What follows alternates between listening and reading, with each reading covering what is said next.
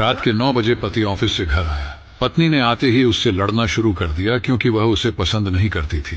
पति ने कहा, मुझे खाना तो दे दो, बहुत भूख लगी है। पत्नी बोली, खुद जाकर खा लो, मुझे नींद आ रही है। पति चुपचाप सुनता रहा और पत्नी पूरी रात उससे लड़ती रही। जब सुबह हुई तो पति ने कहा, मुझे नाश्ता तो दे दो। पत्नी ने गुस्से में कहा, मैं तुझसे तंग आ गई हूँ, भगवान करे तू मर जाए। पति कुछ नहीं बोला और चुपचाप ऑफिस चला गया। पत्नी अपने बच्चों को स्कूल से लेकर वापस आ ही रही थी तो उसने देखा घर के सामने भीड़ लगी हुई थी। वह करीब पहुंची तो देखा उसके पति की लाश घर के सामने पड़ी हुई थी।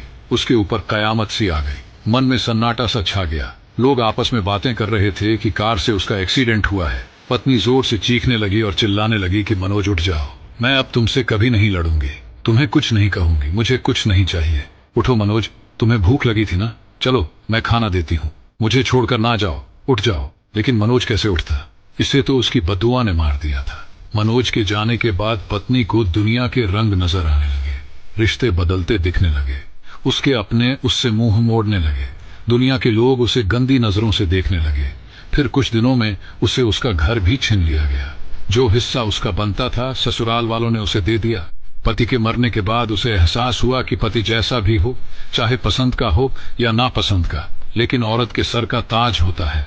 अगर सहमत है तो कमेंट में यस जरूर लिखें।